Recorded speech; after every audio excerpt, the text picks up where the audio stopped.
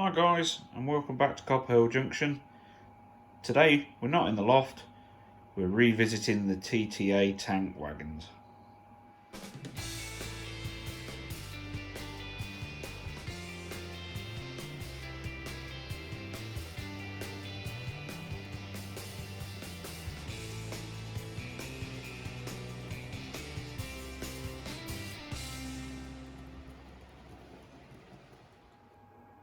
So as you can see, nothing's really changed with these TTA Tank Wagons since I did them a few years ago.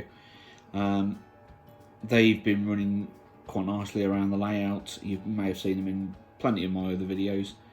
But I only really ever got halfway through them. Never finished off the painting, and never actually finished off did any weathering to them, or got them so that they were prototypical.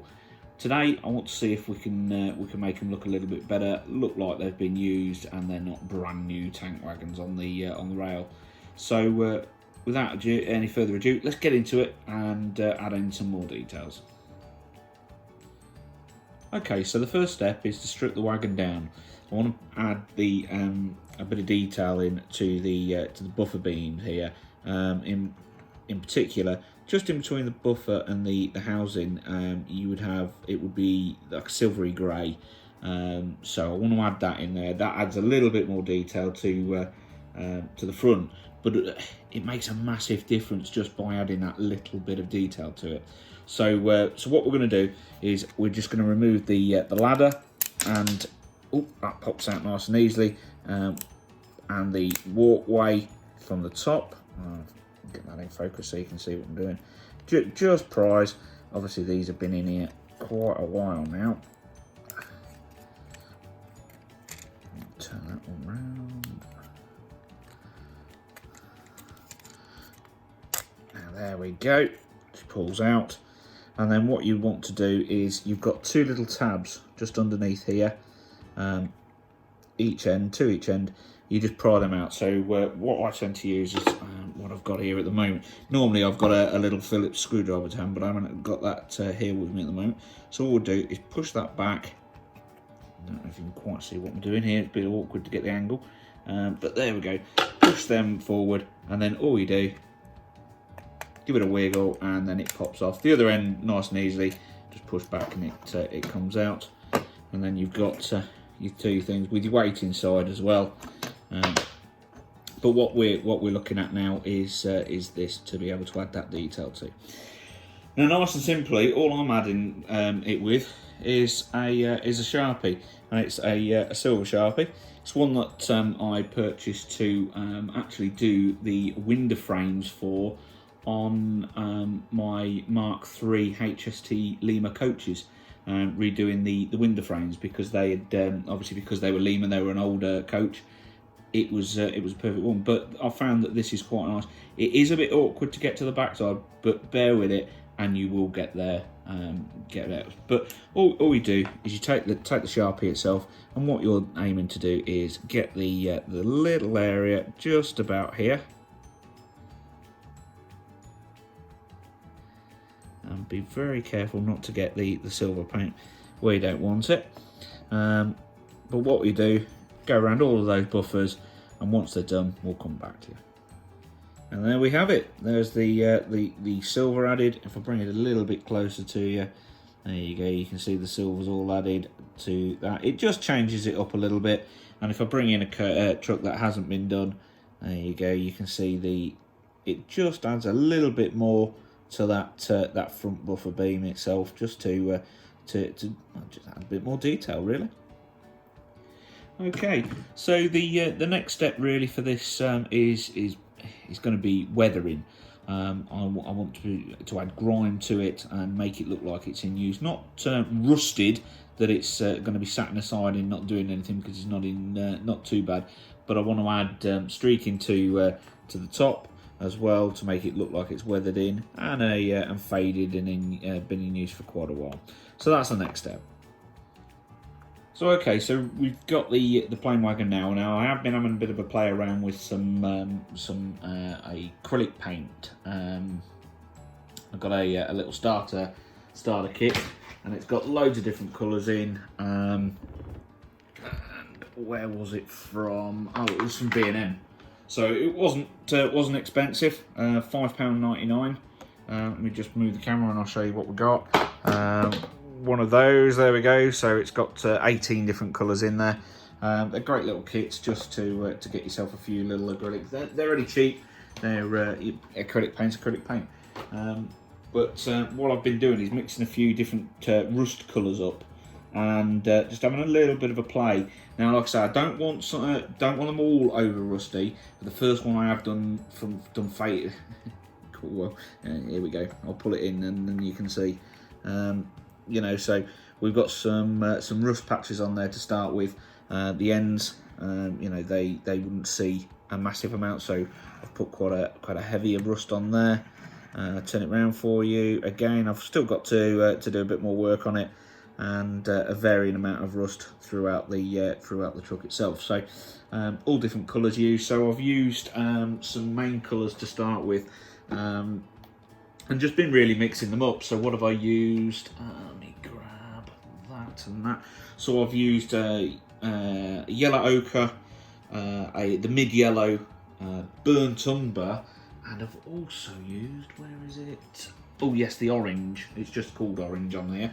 So so the paints that let me move them in there so you can see. So so that's the orange that I've used.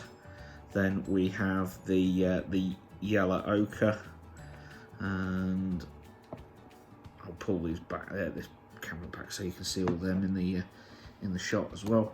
So those are the four colours I've used. I have used a touch of black as well, just to dull some of the brown, make it a little bit darker if needed in certain areas. I've used very minimal black for that as well. But as you can see, the overall, if I move them back out of the way now, the overall effect is a nice orangey, dirty, rusty colour. So the next step really is to get some grime on there. Now I have purchased a pot of the Citadel Norn oil. I'm going to give that a quick go. Now I purchased this from Trains for You. Their price, £4.30. I don't know if that's cheap, whether that's expensive, but we're going to give it a go and see what this is like. I've seen other people use it to good effect, and good for highlighting certain detail to get the depth in there. So I'm going to use some of that. Once this acrylic's all dry, because it's just, yeah, you can just see it's just got a bit of a sheen to it where it's just drying off at the moment. It's quite warm in the living room here at the minute, but I'm going to get a bit of this added to it once it finishes drying off, and then see how it goes. But I'll bring you back once that's done. So there we have it. We've added the Norn oil now, and it's brought out a lot more detail. I've used the Norn oil quite thickly to create the oil spill there, for the fuel spill, sorry.